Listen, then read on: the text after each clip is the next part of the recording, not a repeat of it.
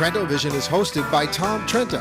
Tom can be reached at 561-319-5533 or tom at trentovision.tv. Listen and watch every weekday from 3 to 6 p.m. on AM 1470 WNN and trentovision.tv. Now, let's get a peek at Tom's view of the world.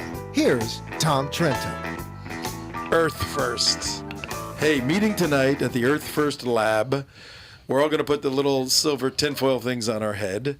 And we're on. We're on. Yes, we're on. Earth First meeting tonight. Okay, in Boca Raton. One of our people are going to an Earth First. It's thing. not in Boca, though. I don't know. Maybe the Earth should be second. Italian sausage sandwiches. That's first. That's first. They're Dickie D's, Newark, New Jersey. Dickie D's. Mark, you had Dickie D's. Yeah, Dickie D's Those is are great. good. Yeah, what man. exit is that? That what exit? What exit? Yeah, what is That's it? 146, actually. 146, right? It's Bloomfield Avenue. You get over Bloomfield Avenue. You drive down on 6th Street. You're at Dickie D's. How's our bandwidth? Good. Okay. Okay. Something's not right Jump here a on step. trentovision.tv the day before Thanksgiving. Our next hour, we're going to have a little dramatic shift here. We're going to do a little Thanksgiving show because we are going to be elsewhere for Thanksgiving. And we're going to take the next hour and we're just going to repeat that tomorrow because the way this radio stuff works, people are driving here and there and come in here and there and everywhere. And we'll make a little something special for them. But in our third hour, we'll do that for you guys live. And plus, Tom just wants to hear himself talk on Thanksgiving on the radio with his family. Well, yeah. That's what he does. Well, I don't. If I had a family, I would do that. But Well, your dog family. yes, your dog the family. dogs. But something's not right in radio world here on our report from Israel with Barry Shaw, because I don't know if you guys know that. The president, Mohammed Morsi, he's a Muslim brother through and through. Really? It's that simple. He really is, Tom? Not only that, but he's been in office just over 100 days. And now on the official website, the MB Ikhwan Muslim, the Ikhwan website, the Muslim Brotherhood website, which they have, it's reported on Monday, today is Wednesday, that Morsi, or President Mohammed Morsi, is considering replacing the current Prime Minister, Hashim Kandel. So you got the president. It's different than Israel, whereas the Prime Minister is the Prime Minister and the President in Israel is a sort of a figurehead. In Egypt, President's the big guy. The Prime Minister is kind of the more of a figurehead. Well, the President, Morsi, is going to replace Prime Minister Hisham Kandil. He goes, I don't like this guy anymore. He's replacing him with a hardline former presidential Muslim Brotherhood candidate. He was a candidate for president. Karat al-Shatter. He was the guy who... Oh, no way. Yeah, Shatter was the guy who was going to be the president. And then he had a little complication, and they moved him out, and Shatter grabbed Mohammed Morsi and said, you're the stooge that's going to be the president. Now, the president, Morsi, is bringing al-Shatter back in, who's really the big guy, to be the prime minister. This is like, Putin and Medvedev. Yes, it is. Is the Shatter the one? Or Abbott and Costello. What? Was he the veterinary doctor, or was that That's Badi. That's Badi, Mohammed Badi. Badi. That's He's okay. the supreme guide of the Muslim Brotherhood. Okay. These guys are the political arm of I get elected officials in Egypt. So, how is Mohammed? This is not making sense. Even for $3 billion from the United States, they don't get $3 billion. They get $1 or $2 billion, but $1.5 billion. It goes a long way, though. Goes a long way, but you got 80% of 80% of 80 million people. That's 60 million, basically. 60 million people that want the Quran to be the rule of the land, want Sharia law implemented. 50% support Hamas and Hezbollah. And now their president is dissing Hamas. What's that all about? Well, I think How do you spin that? Well, what he's doing, he goes, "No, I'm really hard line." You got Scott? So he brings in this hard line replacement as a prime minister. Say, "See, I'm hard line. You know he's hard line. You know he's total Muslim Brotherhood." Maybe it's the playoff of the peace deal. Now, here's the other. Maybe we'll do it. We're gonna get past this in the future. Yeah, we had to scam and these here's people. the other wild Yeah. card. Yeah, exactly. Here's the other wild card too, because the Egyptian economy, all right, is in turmoil. It is in the toilet, and they have to have money coming in from some source. Well, they don't have a huge rich oil field. They don't have a huge rich economy to bring in all this money. So what they do, they have to get the money from other sources. Enter the United States with its promise of carrot diplomacy. If you don't blow up stuff, if you start negotiating with us with Hamas, we'll give you some carrots. We'll give you more carrots and more carrots. And so he's playing that off with the left side. You know, he knows how America thinks. He did go to the But University of Southern California. here's the beauty. Here's the beauty of all this. We got to do Okay. one quick thing, and then we got to. Yeah. What you have is you have Morsai talking to the English world, and then you've got the real guy behind the power Al Schechter. talking to everybody else. Saying be. the other thing, right? And that's what it's all about. Well, what the beauty of this, you know, what the beauty of this is. There is a beauty to Yeah, this. there is, because a leopard can't change their spots. Okay, so you got Obama, who we know doesn't support Israel. I haven't heard one word from President Obama. Have you? In support of Israel, saying, They have a right to defend themselves. yeah, that's a nonsensical statement. Okay, that's a solipsist statement. There's nothing inside of that statement. You have a right to defend yourselves. Like Mark Langfan said yesterday, oh, you have a right to breathe. You have a right to think. Not any word saying Hamas stop, or we are going to work with Israel to bomb you. You know, I haven't heard one positive statement anywhere. And why stop Israel now from eliminating a terrorist entity? I mean, what's the sense of that? And where's the United States in Syria if they're so interested in solving all these world problems? So the fact of the matter is, Mohammed Morsi is a Muslim brother. His spots aren't going to change. President Obama is a collaborator with the Muslim Brotherhood. His spots aren't going to change. The jihadis, the Hamas jihadis, they hate Israel. So in the next 2, 3, 4 days, 7 days at the most, we're going to see some dramatic development somewhere. Plus which, they put Hillary Clinton in there to get her laurels. Why?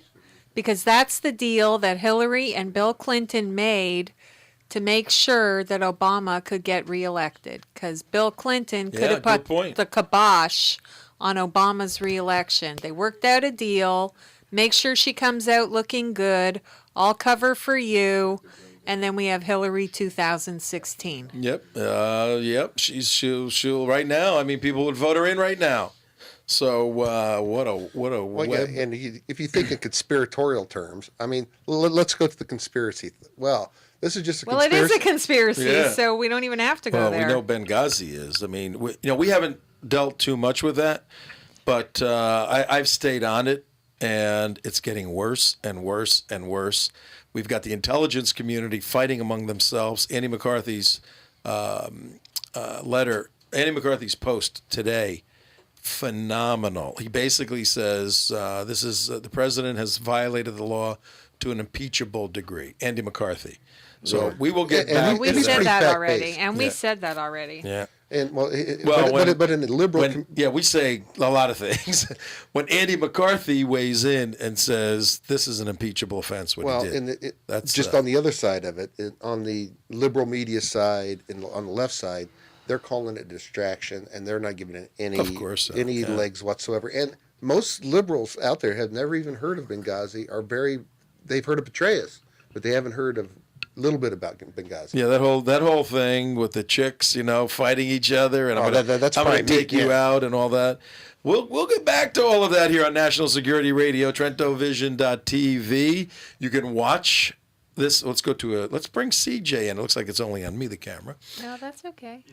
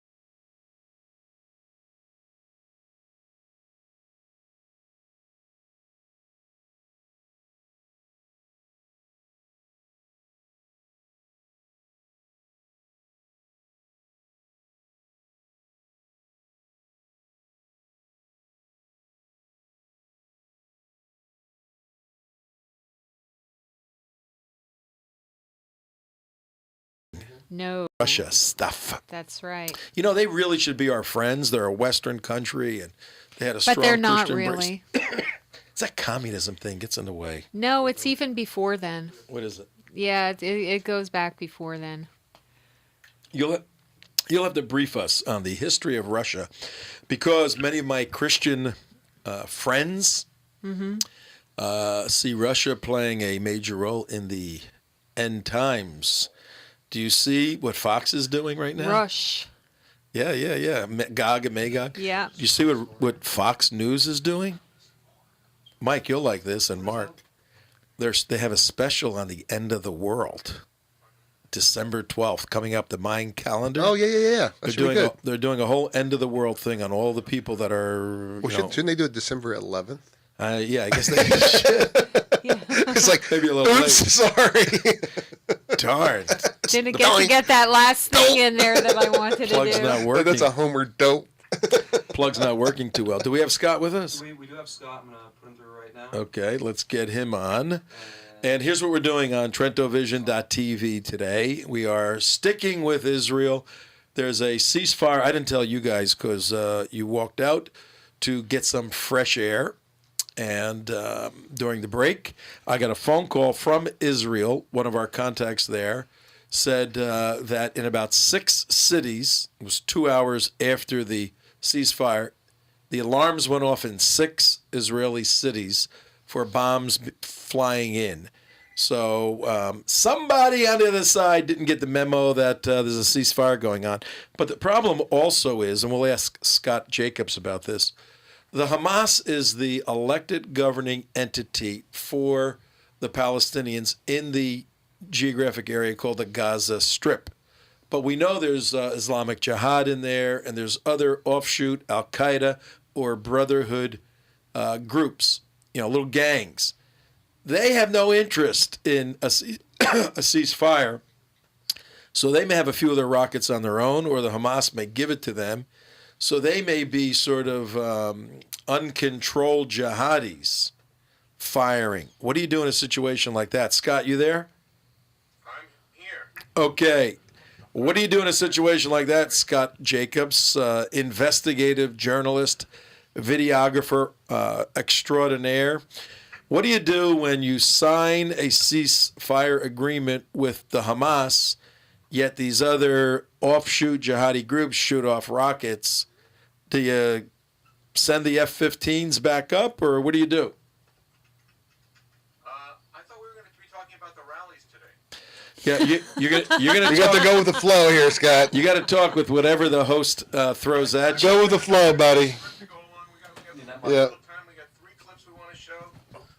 Let's talk about the Islamist Marxist axis. We will, but we want to establish your credibility on your thinking. So what do you think? What should Israel do if that happens? Because it looks like it's happening.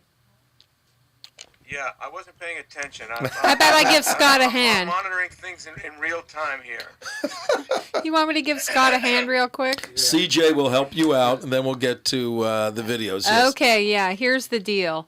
Listen, Hamas I'm hands over the... 2004. If I have to establish my credibility with you guys, you're not keeping up. With the audience. Go ahead. Hamas says we have to look like the good guys now. Here's all the stuff. You send it. We'll put our hands up and say, hey, not us. And that's pretty much it. Don't come Let's go after to the us. video It's tape, not guys. us. It's we them. got very little time, and we got 3 important clips to show. Okay, when it's your show, we'll do it that way. All right, let's go. Scott, the director, is here. What do you want to do, Scott? Well, you said you were concerned about the rallies against Israel and what's behind them, and so we have here some examples of what we've filmed over the past. Well, let's see, since 2005, since the Gaza disengagement, and then again Operation Cast Lead 4 years ago, and now, and the counter-Israel rallies which are being shown, which are taking place. People seem to think that this is just about Israel launching responses against Hamas, which seems ridiculous that anyone in their right mind would object to Israel defending themselves against these constant barrages of hundreds, now thousands of rockets.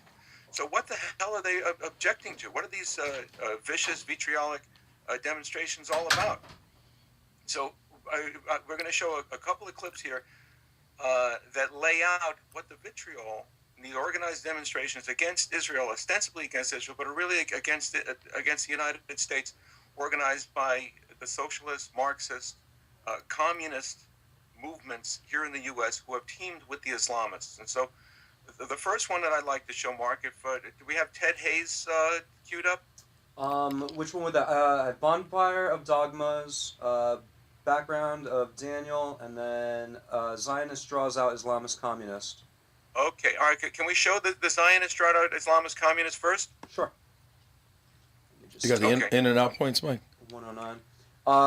I didn't have the in and out points for this one. This one. It starts at 1:09. Okay, that's I It have goes that. to 2:40. Okay. So this is Ted Hayes, who was a longtime black activist who worked with the Black Panthers originally, who has seen the light and come along and recognized the subversion and revolution that the left is seeking through the anti-Israel issue. And so this is filmed outside the Israeli consulate a couple of years ago. Ted Hayes speaking with us at the riot. All right, let's see. Give me 2 seconds. Okay. Here we go. While he's queuing that up, I know Ted, been involved in different events with him. He's a phenomenal guy, so I'm looking forward to this. Yeah, Ted Hayes, he lays it all out during the course of what's going on. That what appears, just like with the ceasefire, what appears on the surface is not necessarily what's really going on. Yeah, absolutely. So tell me when I can stop filling and we can start rolling. Well, no, I'll take it from here because I'm looking at the computer operator, and I'll tell everybody at 24 minutes past 4 o'clock on the East Coast, we have Scott Jacobs, videographer, on, and he has compiled a series of videos, and we're going to give your website several times, obviously, to establish the clash between this unholy alliance of the left and the jihadi Islamic terrorists. And this piece shows a patriotic American, Ted Hayes, standing against him at the Israeli consulate a couple of years ago, and roll him. Here we go. No audio? There it is. The political undercurrent behind Islamic connection is the communists and the socialists. People who are against freedom. People who are against the capitalist way. People who are against the expression of thought. You know, the socialists imprisoned and enslaved a lot of people, particularly under the Soviet Union. And that's what they want to do to the rest of the world. And hey, what's up, man? And they are like spirit in that they want to destroy us. And the reason why they hate Israel and the United States so much, because the two are partners stand against them more bolder than any other nations in the world. And they know, the communists, the socialists, and the Muslims know that if they can take down Israel first as the gateway to freedom in the United States, it's over for the rest of the world. So that's why they're so upset. The socialists are upset with us as well. You mean this is really an indirect attack? Yes, absolutely. Because they know that if America turned against Israel, then really Israel is completely alone. You know? And they know that. Divide and conquer. But I don't believe the U.S. could let that happen.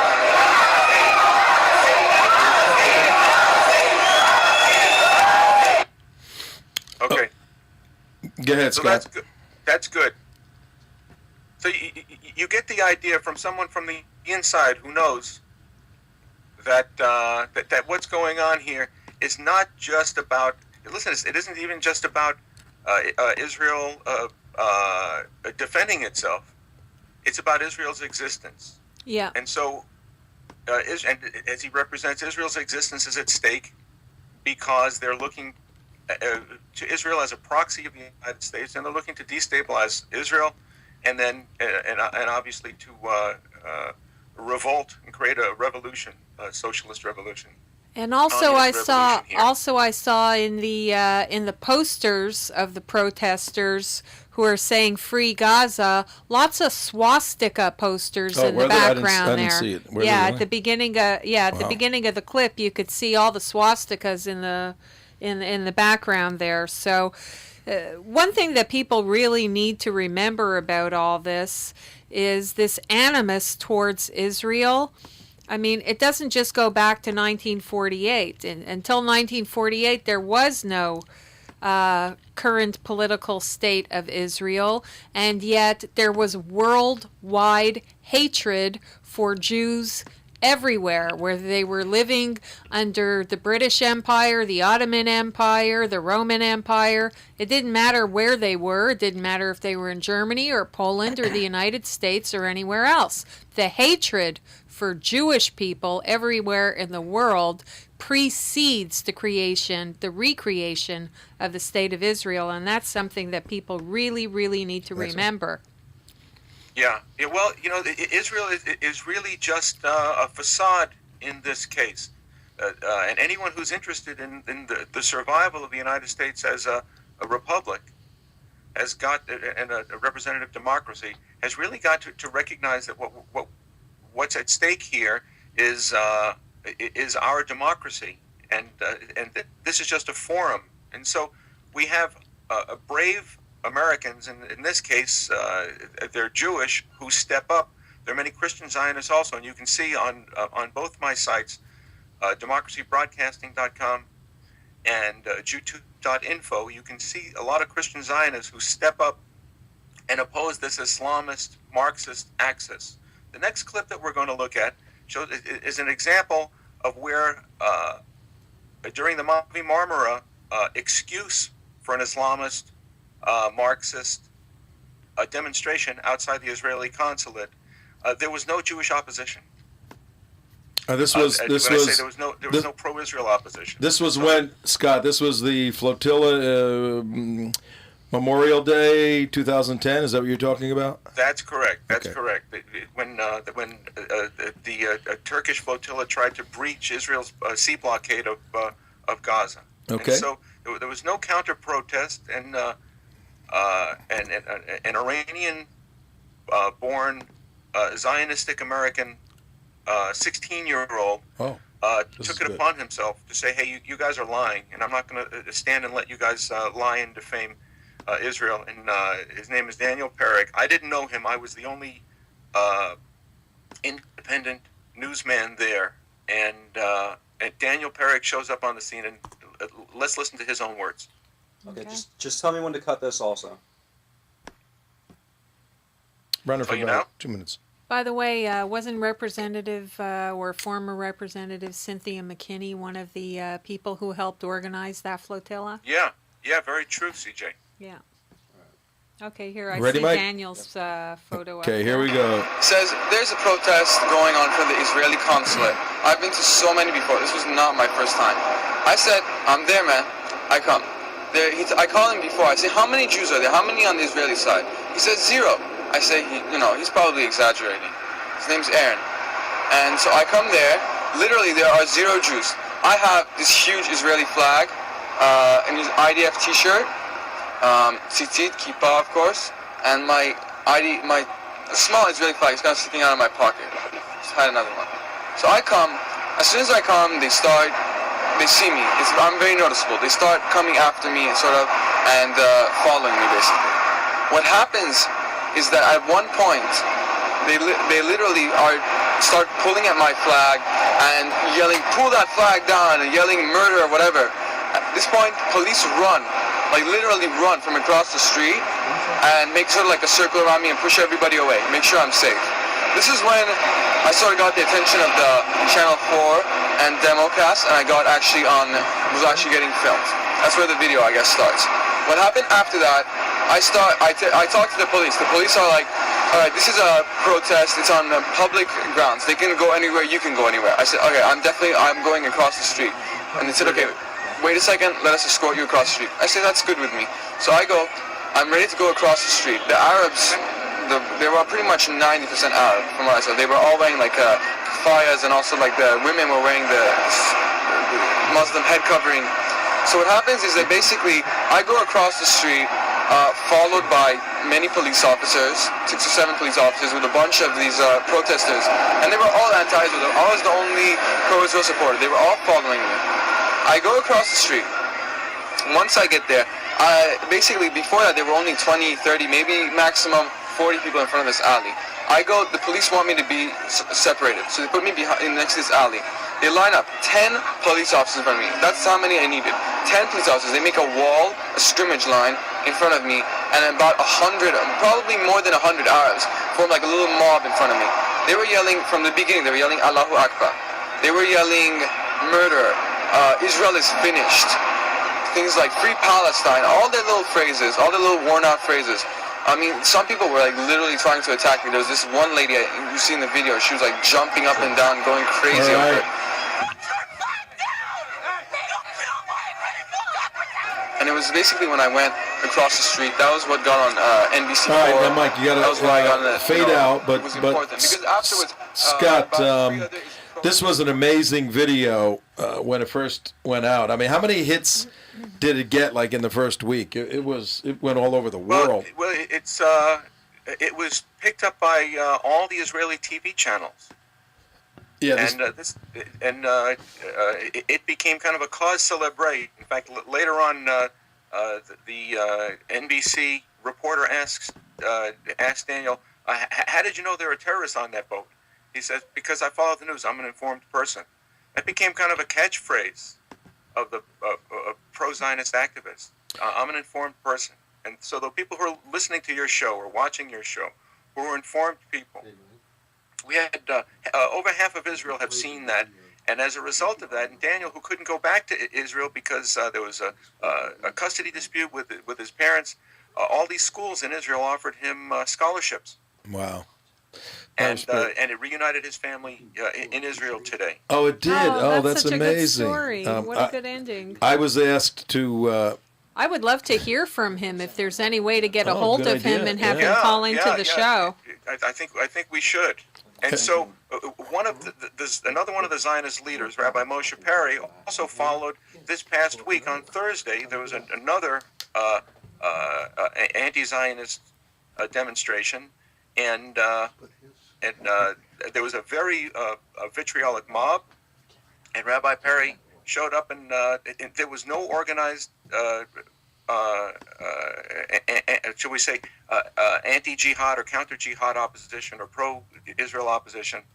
And so Rabbi Perry showed up with his Israeli flag, and there were a ton of police there, and they were shocked when they saw Jews show up in opposition because the Muslims and leftists were ready to set upon him. And let's take a look at what happened there. That's continuing this? Yeah. To keep changing the region. Keep talking. We'll bring it Yeah, up. let me pick it up from here. It's 4:35, and for those of you just getting in your automobiles on a beautiful, absolutely beautiful. That's your cue, CJ. Absolutely beautiful. What is it? November 21st day, where the temperature is 73 degrees in beautiful downtown Boca Raton, Florida. and no humidity at all. You're on TrentoVision.tv. You can follow us on iHeartRadio. If you're driving within the range of our 50,000 watt station, it's WNN 1470. If you'd like to buy some advertising, contact me, Tom, at TrentoVision.tv. Or if you're a trust fund baby, just go right to actually, call us up if you're a trust fund baby. We need to talk to you to fund the revolution. Right now we have Scott Jacobs Skyped in from California. He's an investigative journalist. He goes all over the place with his camera, captures fabulous footage. Scott, once more, the main website folks should go to see your... democracybroadcasting.com, democast.com, and JewTube, JEWTube.info for the view from the scapegoated Jews. Because we're just teasing everybody today with your work, and the tease has a very significant point. Right now, Israel's in the initial moments of a ceasefire.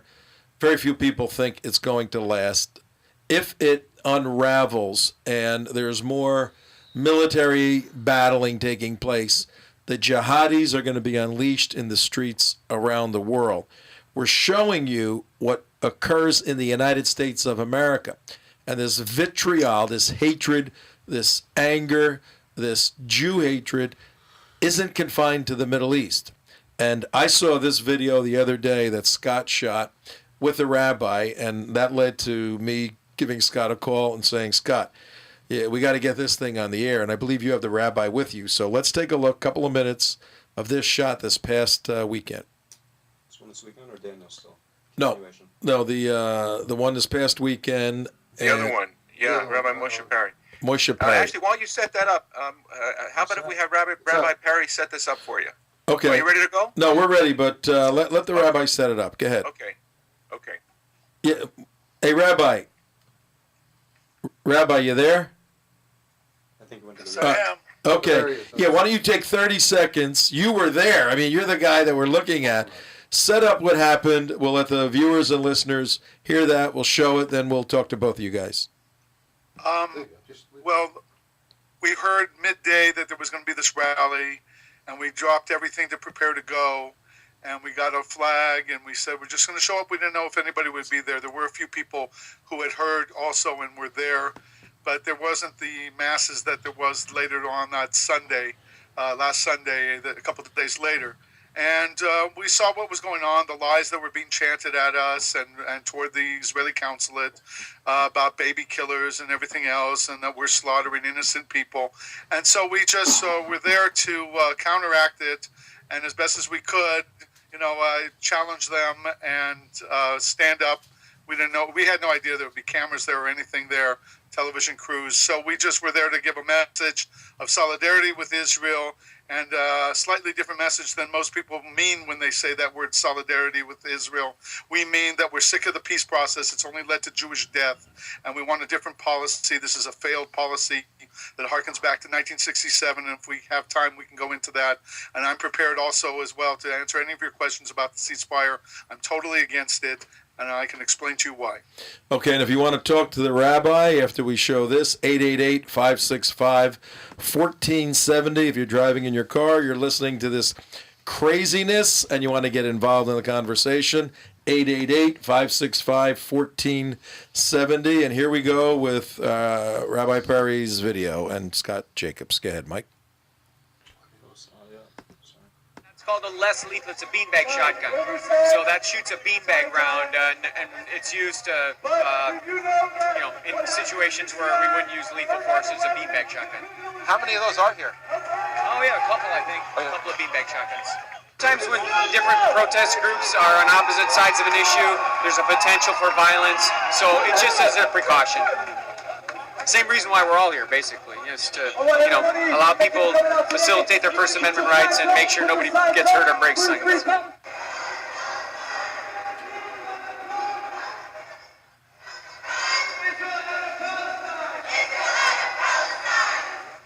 So here you are on one side of the street waving an Israeli flag. And then a bunch of them came on my side, and doesn't matter how many we got there. I marched over to the other side. It doesn't take a genius to know who started this. Thousands And you're here thousands arguing with a Palestinian at this point. Yeah, he came over to our side. A bunch of them came over to our side. Yeah, with rockets. So they came over to your side at this Stay on point. what side of the Yeah, street? they wanted to co-opt the whole These guys thing. coming to the other can't side all of the be street talking. Sides of earlier. the street, driving us out. It's still, streets are open, the sidewalks are open, people are able to go back and forth. No one's got a permit that gives them the right to a sidewalk. We ask them and they cooperate with us by staying on either side. So they stay with their group and they protest against the other.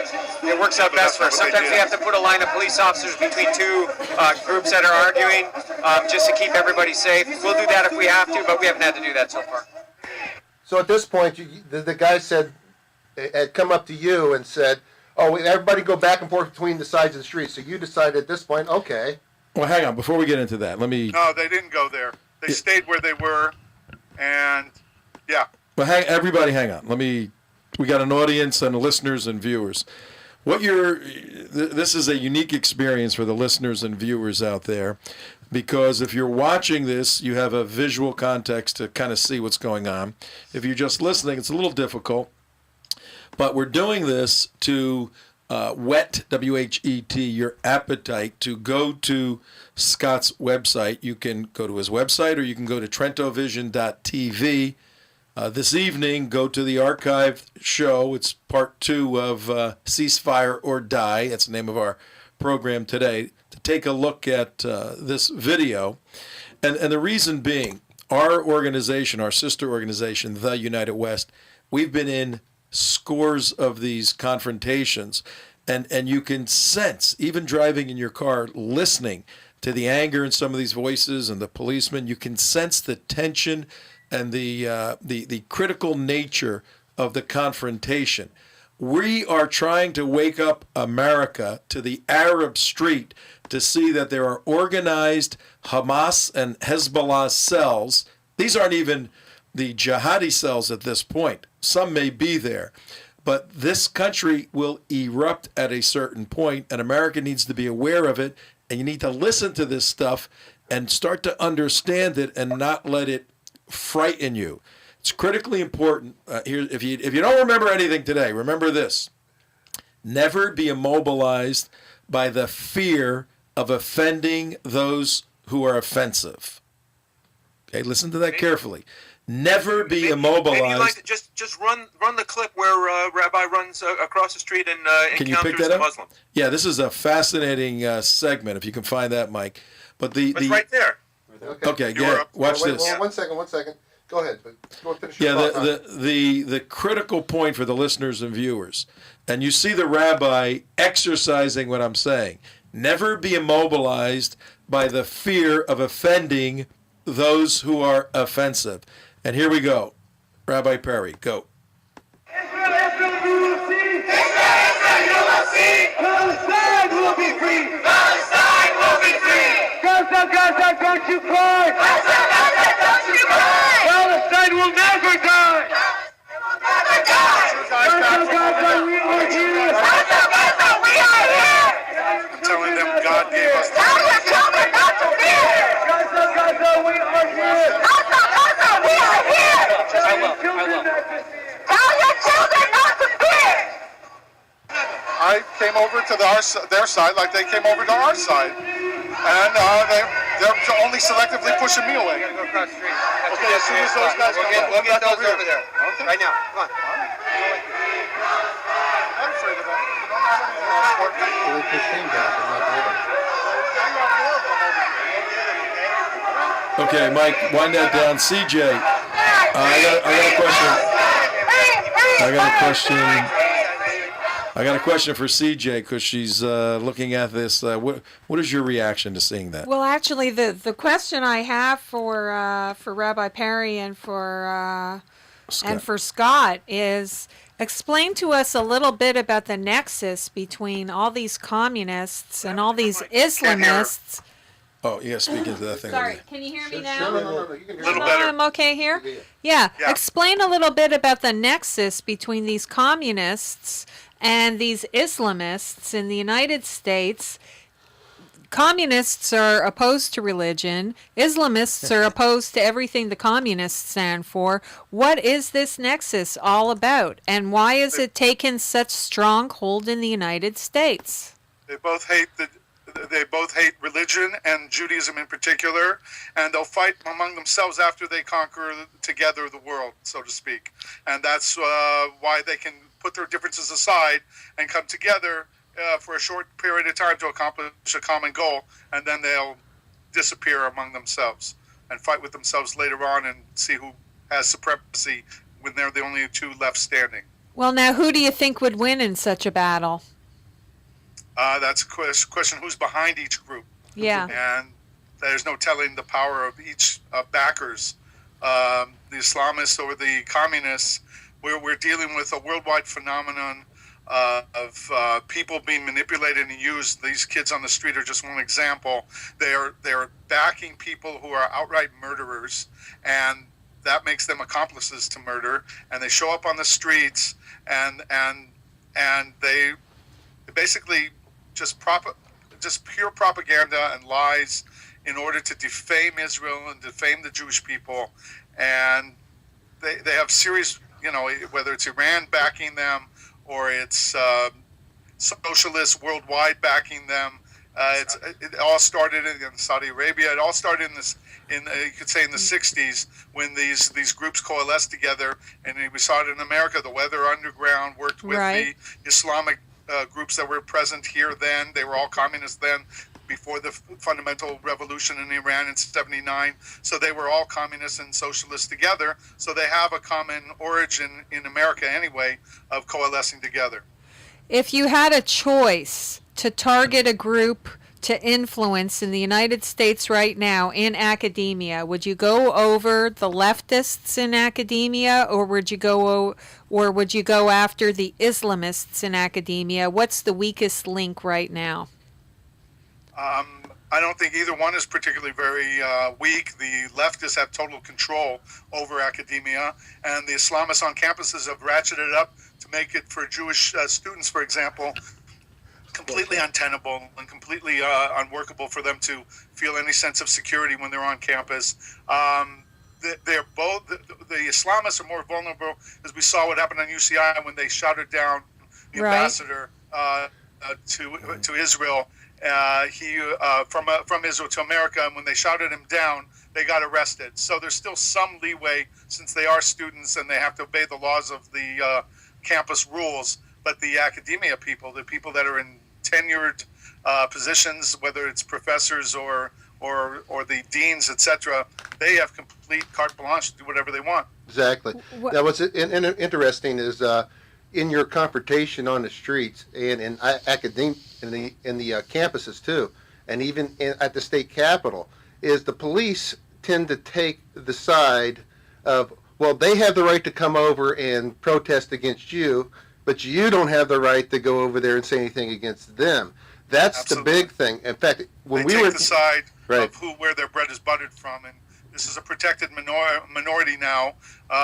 We're not allowed to say jihad even in the government anymore, because that's insulting and embarrassing for the poor Muslims. And none of this could be going on in the Middle East or out here on the streets in America if they weren't protected like they are. If there wasn't a peace process, I'm watching the clock, shoved down our throats, which made us have to sign the dotted line that we'll give over half our country back to return it to whom they had it before 1967, they wouldn't feel emboldened to do this. Right. If we had a real government that would take seriously the death of Jews by rockets, as they should have done even earlier by rocks, and we wouldn't be here. If they would have annexed the territories and thrown all the Arabs out of our land in 1967, we wouldn't be here. So every drop of blood since 1967 is just an example of the failed policies of the American government and the Israeli government and the American Jewish establishment groups who are trying to shove this down all of our throats.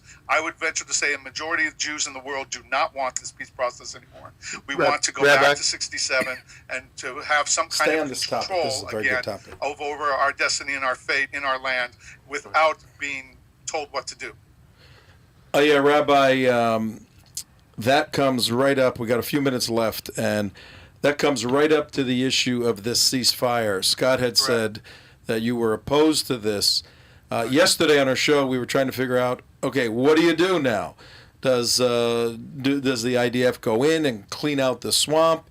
And what do you think if you were made the military minister, the minister of defense? What would you do right now in the situation as it is on the ground today? I wouldn't send any troops in to die because they're trying to protect civilian casualties. I would bomb them from the air like we've been doing until they give up. And they haven't given up so far. They keep launching rockets, so I would continue the bombing campaign. I certainly wouldn't do a ceasefire, but I wouldn't commit troops there to die in booby-trap buildings and fall to snipers. that are in and around the streets. That's untenable, and it's murder actually on the Israeli government to send their soldiers in to be killed like this. This is again a policy that should never have happened. We should not be here because of what 67. They did the wrong things after the war in 67. You have to understand the whole history. Maybe we can go into that a little later. But the whole point here is right now you have to get the Gaza Strip cleared of all the Arabs, try and save as many lives as possible, but they have to return to Egypt, whence they came from historically. And then the rest of them, once you cut the electricity and the water, they can live in their bombed out infrastructure for like rats for years, and that's fine with us. We'll just keep bombing them every time they come out of the holes. But we try and get the people out. I'm not trying to mass murder anybody or genocide anybody, but we can't let them just go back to the old thing where for 2 years from now, 4 years, we're going to have to do this all over again. This has been the off and on, back and forth, tit for tat. We absorb thousands of rockets. Let me ask you a question. How many rockets would San Diego have to absorb if Mexico hated our guts before the American government would go in there and stop them and finish them off once and for all? 2 rockets, maybe 3 rockets, give them a chance to stop on their own? We've had to absorb over the last 7 years since we unilaterally gave away the Gaza Strip. We had to unilaterally give it away. They just brought the rockets closer. They didn't give us any peace. Let me ask you this, Rabbi. Let me ask you this, Rabbi. For a good gesture. Rabbi. And this is what we see from them. They don't want peace. Rabbi. They want all of Eretz Israel. Rabbi Meir Kahane said they would not tolerate an Israel the size of a postage stamp. They want it all. They say we stole it all from them. We can go into the history to prove that we didn't steal it from them, but that's the point. They'll never give up. We've seen ample evidence after Oslo 93. You thought it would be quiet. But no, between 93 and 96, more people died in terrorist suicide bombings and bus bombings than in all the years from 67 to 93. All right, I got a question for you. Rabbi, I got a question for you. We're fighting the clock now, so you got to have short answers. Okay. I lost the thought I had. Wait a minute. I have a quickie. Wait a minute. It was on. The IDF right now is doing very strategic or tactical pinpoint bombing to just take out the Hamas. Are you saying in your operation you would increase that to hit civilian territories and properties? I need a short answer. We only have about a minute left. No. I keep doing what the IDF is doing. Problem is they're hiding behind civilians, and so its collateral damage is inescapable. They aim at our babies, and they hide behind their babies when they shoot us and call us the baby killers. Okay, CJ, you had a quick point? Yeah, you have really quick. The Jewish people on the campuses here in the United States who are part of the supporters across the street from where you are, what can we do to change their way of thinking? This is a generation completely lost to Judaism, has no appreciation for the Torah, for Israel, for the United States. How do we switch that over? How do we get them back to our side? 30 seconds. The main thing is to get them weaned away from the Jewish establishment who is misleading them, misguiding them. And Meir Kahane wanted to establish identity clubs on every campus in order to be able to start teaching them Torah and bringing them close to Judaism that they miss and need so much. So who can take his place? Who can do it? Who can do this? Yeah. I'm trying to. There are people trying to reach these student populations, Jewish students, and we're going to keep trying. We're going to hopefully UCI on Monday to try. They just divested their student senate, ordered the university to divest from Israel, any investments in Israel. So we want them to divest from UCI and go other colleges, go somewhere else to learn. Please keep in touch with us with those efforts. We got to let people know. Anytime. Okay. Thanks, guys. We become the threat is what I've been finding, when we go to these things like you guys are videotaping, and we have to pursue and know our rights, know our human rights, know where we stand, and we go further on that.